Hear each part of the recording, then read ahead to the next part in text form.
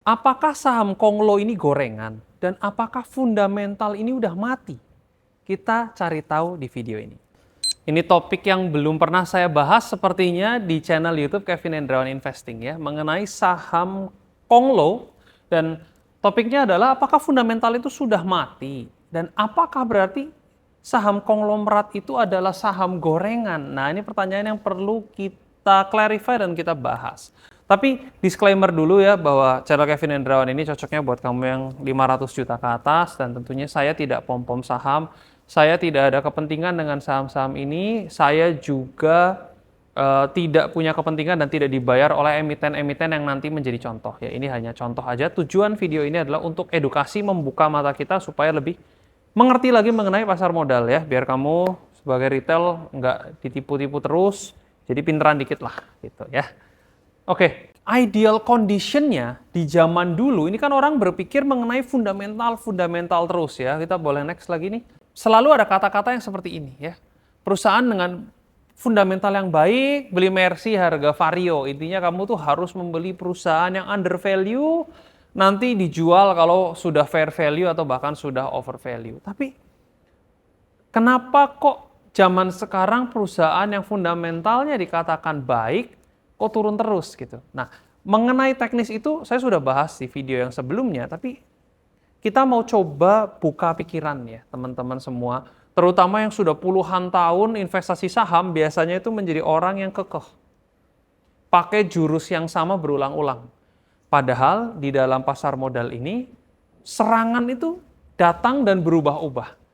Ibarat kita kungfu, jurus kita itu harus berubah terus, sesuai dengan kondisi market yang ada. Oke? Maka kita bisa katakan bahwa zaman dulu, pricing itu selalu follow fundamental. Oke, kita anggap kalau ada perusahaan yang under value, kita bisa beli, nanti kalau sudah naik kita jual lagi. Kondisinya seperti itu. Itu kondisi market yang ideal. Mungkin di market yang efisien, itu bisa terjadi dengan baik. Tapi kalau di Indonesia, tentunya kita harus bisa beradaptasi dengan berbagai kondisi. Boleh kita next? Zaman tentunya berubah, dan saya mungkin bisa propose teori yang baru, yang mana teorinya adalah fundamental follow pricing. Oke? Di dalam video ini saya akan ambil contoh dua saham, yang pertama PTRO dan juga saham Ratu. Kita semua tahu saham PTRO itu adalah saham yang naiknya gila-gilaan ya, bahkan sudah stock split, sekarang naik lagi. Kita bisa lihat perjalanan saham PTRO ini dari menjadi perusahaan yang kurang populer, kemudian diakuisisi oleh Pak PP dan menjadi salah satu saham yang paling populer, yang sekarang bahkan jadi jagoan banyak orang ya. Boleh kita next story dari PTRO. Again ya, saya nggak ada urusan dengan PTRO, ini hanya sebagai contoh. Starting dari 2024 awal, ini adalah story awalnya, emiten Prayogo, cuan, acquire PTRO. Kemudian setelah itu, harga tentunya sempat diem dulu dan naik. Tapi kita bisa lihat bahwa setelah berita ini, banyak berita-berita yang lain ya, ada kontrak dengan Inco, kemudian ada kontrak lagi 4,6 triliun dari BP Bro. Ini cuma contoh berita ya. Kamu pahami konsep berpikirnya di sini. PTRO dan Pasir Barat tekan perjanjian 17 triliun. PTRO raih kontrak backlog 64 triliun. Terus berita itu bermunculan. Ini di 2024. Kemudian story berlanjut. Oke, di tahun 2025. PTRO mendapatkan kontrak 16 triliun dari Inco, ini April. Kemudian keluar lagi berita PTRO raih kontrak overburden removal 3,5 triliun. Akuisisi HBS dan Hafar. Bidik pertumbuhan pendapatan. Kamu fokus on keyword-keywordnya terus ya. PTRO raih kontrak jasa pertambangan 4 triliun, ini 2025. Nah, ada kemudian story lainnya di 2025, boleh kita next. Garap tambahan 432 miliar di Pakistan, kemudian 156 miliar, kemudian ada berita-berita lain, pokoknya ini berita positif, masuk MSCI juga, oke. Kantongi kontrak 3,5 triliun, oke. Perusahaan yang tadinya kecil, diakuisisi Pak Prayogo, kemudian kontrak, income-nya bertambah. Yang kalau saya gambarkan, story-story tadi dalam sebuah kronologi dalam chartnya, itu akan menjadi seperti ini, oke. 2024 sampai sekarang, sampai hari saya syuting, Ini udah stock split ya harganya. Dulu di awal-awal ini diakuisisi oleh Pak PP, harganya masih diem-diem aja dan waktu itu juga saya termasuk orang yang membeli PTRO. Di saat berita itu keluar, terus wah kayaknya ini jadi the next brand gitu ya. Saya beli, tapi nggak ada terjadi apa-apa, lama sekali. Saya udah jual, habis itu naik. Kalau dikonversikan ke harga sekarang, AVG saya itu mungkin 280 atau bahkan 300 perak. Coba kalau misalnya saya lupa password gitu, di sini gitu ya. Handphone saya ketinggalan misalnya selama 2 tahun, saya buka aplikasi di sini, wah kan, udah beli pesawat saya gitu. Tapi sayangnya di sini, kita sebagai investor saham kan nggak tahu. Belum apa-apa untungnya baru sedikit saya udah sell. Karena saya pikir waktu itu ya mungkin yang ini berbeda nasib dengan saudara-saudaranya. Ternyata enggak, ternyata jeder to the moon. Tapi di sini poinnya kita belajar bahwa perusahaan yang tadinya kecil, kemudian diinvestasi oleh konglomerasi besar dengan berbagai opportunity yang mungkin bisa datang, yang tadinya mungkin PTRO yang lama nggak bisa dapat opportunity yang lebih maksimal ketika diambil oleh Pak PP dengan koneksi beliau, network beliau, dapat kontrak-kontrak baru yang membuat fundamentalnya itu menjadi make sense gitu. Tadinya orang kan selalu pikir, wah ini over value nih. Tapi kemudian ada kontrak. Udah naik, orang bilang lagi over value nih. Manusia kan selalu gitu kan, over value terus gitu. Sampai di sini, over value lagi, kontrak lagi, jeder.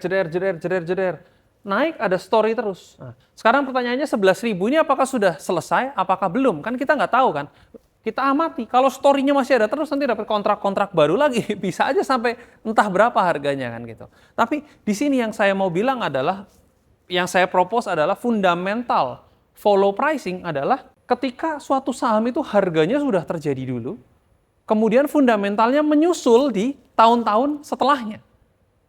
Gitu loh. Sehingga apa yang over value di hari ini, sebetulnya mungkin 2-3 tahun lagi atau bahkan 5 tahun lagi ini menjadi sesuatu yang biasa-biasa saja, yang menjadi sesuatu yang make sense karena net profitnya akhirnya ngejar sehingga mungkin PER-nya turun, book value-nya juga jadi bagus dan segala macam itu terjadi. Jadi pasar modal itu memang forward looking ya teman-teman. Jadi janji di masa depan sudah tercermin dulu di harga sekarang. Gitu. Jadi kalau sesuatu yang terjadi bla bla bla sekarang, ini kan kontrak pasti dikerjain dulu kan, butuh proses sampai nanti terreflek dengan baik di laporan keuangan, itu harganya udah ngejar duluan. Kita ambil contoh lagi saham yang lain ya. Ratu misalnya, Ratu IPO belum lama, setelah IPO langsung akuisisi Blok Migas, Ratu pemenang akuisisi development di Blok Madura, sediakan pembiayaan cash, masuk MSCI juga gitu kan. Boleh next lagi? Nah ini kurang lebih gambarnya kurang lebih seperti ini ya, saham Ratu dari IPO seperti biasa arah terus sempat turun, orang nanti panik mungkin, wah ini nggak jelas nih harganya turun, bla bla bla, ternyata naik lagi, di saat sideways keluar berita masuk MSCI. Nah masuk MSCI orang berpikir, wah pasti dikarungin nih, pasti rugi, ternyata tidak, masuk MSCI malah naik lagi. Begitu naik, keluar story, ya kan? Akuisisi sampai 11.000. Apakah Ratu bisa naik lagi? Loh kita nggak tahu. Kita ikuti bersama, nanti story-nya apa lagi gitu. Tapi poinnya adalah ketika saudara-saudara ini teman-teman semua berpikir dengan kacamata kuda, fundamental, beli Mercy harga Vario, di market yang sekarang ini boleh kita next, bahwa fair value ini nggak akan pernah terjadi di cycle market yang sekarang. Karena gamenya adalah fundamental follow pricing. Harganya jadi dulu, fundamentalnya ngikut. Dulu kan nggak, murah, under value kita beli gitu kan. Tapi banyak yang terjadi sekarang, cycle sekarang loh ya. Yang saya katakan ini berlakunya saat ini. Tahun depan apakah gamenya sama? Belum tentu. Again, kita orang kungfu, serangannya apa, jurusnya ngikutin. Sekarang trennya begini, kamu bisa berpikir, gua mau kekeh, beli Mercy harga Vario, atau gue bisa ngikutin cara main atau game cycle yang sekarang. Cycle yang sekarang seperti ini, then it is. Gitu loh. Kalau kamu mau menunggu, wah berarti gue nanti belinya Raja atau Ratu nunggu fair value. Atau tunggu under value. Wih, susah banget. Udah ke planet Pluto dia harganya, kamu nggak beli-beli. Karena apa? Fundamental follow pricing. Harganya jadi dulu, fundamentalnya dibangun, sampai nanti ini menjadi fair value gitu loh. Bukan fair value dulu dibeli terus naik gitu. Kalau begitu kan gampang banget, under value pencet aja, habis itu orang semua seluruh Indonesia cuan semua gitu kan. Tapi memang di dunia pasar modal ini memang begini. Resikonya memang cukup tinggi. Kalau nggak mau resiko tinggi, pengennya untung-untung aja loh. Reksadana aja kamu gitu kan. Memang nature dari pasar modal seperti ini. Oke, sekarang sarannya apa untuk investor channel Kevin Hendrawan Investing ini yang di atas 500 juta? Karena melihat bahwa lo kalau gitu tidak ada yang pasti kan. Saya lihat chart PTRO tadi, saya aja bisa sell duluan. Gitu. Tapi kenapa pas naik saya nggak beli lagi? Ya karena saya kebetulan lagi investasi di saham yang lain, yang juga ada story yang baik. Jadi ada kereta-kereta terus yang terus berangkat, jadi nggak perlu khawatir ataupun nggak perlu menyesal kalau misalnya kamu ketinggalan satu kereta yang sudah berangkat. Oke, sarannya bagaimana kita membedakan mana yang beneran naik, mana yang naiknya tipu-tipu, mana yang beritanya valid, mana yang beritanya berita tipu-tipu, sehingga kita paling tidak punya kesempatan yang lebih baik, jadi belum tentu absolut ya, tetap bisa salah. Kesempatan yang lebih baik untuk bisa menganalisa saham yang memiliki probabilitas multi-bagger. Oke, boleh kita next yang pertama. Selalu utamakan analisa, pasti ya, itu standar di channel Kevin Hendrawan Investing. Janganlah kamu beli hanya karena kamu ikut-ikutan orang.